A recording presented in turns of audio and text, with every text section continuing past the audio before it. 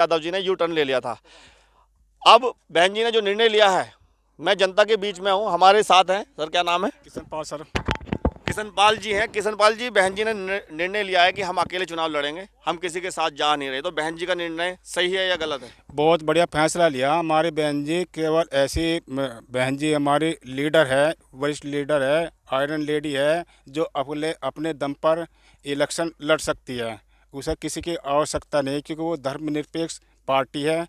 किसी भी धर्म को साथ लेकर नहीं चलनी हुई। उसका उद्देश्य सिर्फ सर्वजन हिताय और सर्वजन सुखाय वो नीति पर काम कर रही है सर। इसलिए हमारी बहन जी 2024 के इलेक्शन में हमारा सबका सपोर्ट मिलेगा, बाहरी जनता का बहुमत मिलेगा, वो वोट काफ़ी मिलेगा और बाहरी सीटों से वो विजय होगी। हम अपने बहन जी को प्रधानमंत्री बनना देखना चाहते हैं, हमारा सपना साकार करेगी बहन जी हमारी। तो आप बहन जी के फैसले से उनके साथ हो, फैसले के? हम बहन जी के फैसले से सेटिस्फाई हैं। हम उनके साथ में तन मन धन से हर तरह के उनके साथ में हैं। अच्छा, जैसा उन्होंने कहा कि अखिलेश यादव जी गिरगिट की तरह रंग बदलते हैं, तो बात सही है? बात सही है, उन्हें बहन जी ने बिल्कुल ठीक किया उन्हें, क्योंकि वे दल बदलू हैं।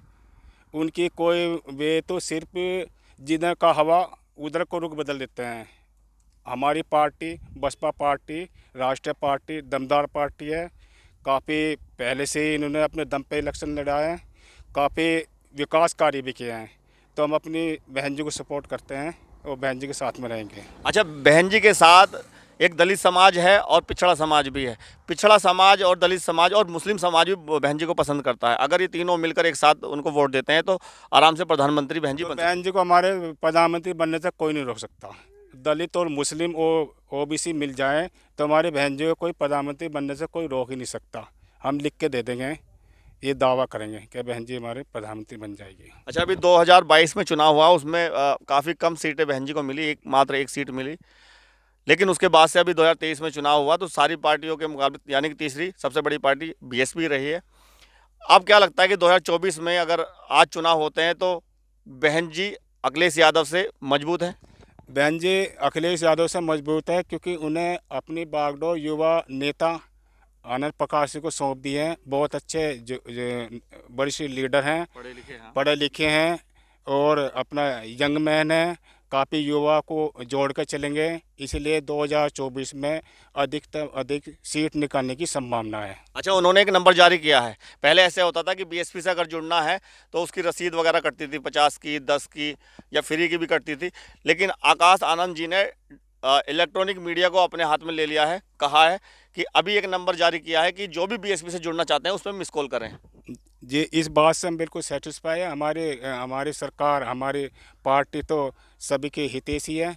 वो केवल पैसा खर्च नहीं कर रही है, वो तो ज़्यादा से ज़्यादा कहेगी हमारे मतलब एक ग्रुप में एक संगठन में साथ हो जाओ, ताकि हम भाजपा पार्टी को पिछाड़ सकें। वो ये आने वाली सरकार ने हमारे लिए इतना कोई अच्छा नहीं किया। हम एक ग्रुप में आ जाएं, वो तो फ्री सेवा कर रही है, बहुत अच्छी बात है हमारी बहन जी की। और वो पार्टी तो का पार्टी से जोड़ने के लिए नंबर दिया। अगर मान लिया पार्टी से कोई जुड़ना चाहता है, जो साथ आना चाहता है, वो कह रहे हैं कि जो संविधान या लोकतंत्र को बचाने वाले लोग हैं वो हमारे साथ आइए, और हमसे जुड़ने के लिए एक मिस कॉल नंबर दिया है। वो नंबर भी मैं बता देता हूँ आपको, 9911278181। ये नंबर है। इस नंबर पर मिस कॉल करने के बाद आप बीएसपी का आपको एक मैसेज आएगा और वो व्हाट्सअप पे आएगा। अगर आपने व्हाट्सअप नंबर से मिस कॉल मारी है तो उस पर एक लिंक आएगा, उस लिंक को आपको खोलना है। उसमें एक फॉर्म भरा जा रहा है, उसमें पहचान पत्र संख्या भी डाली जा रही है, यानी कि आप एक तरह से वॉलंटियर बसपा के बन जाएंगे। ये मैंने नंबर दोबारा बता दिया है, ये वीडियो जो लोग देख रहे होंगे वो मिस कॉल मार सकते हैं। तो आप बहन जी को प्रधानमंत्री बनते हुए देखना चाहते हैं?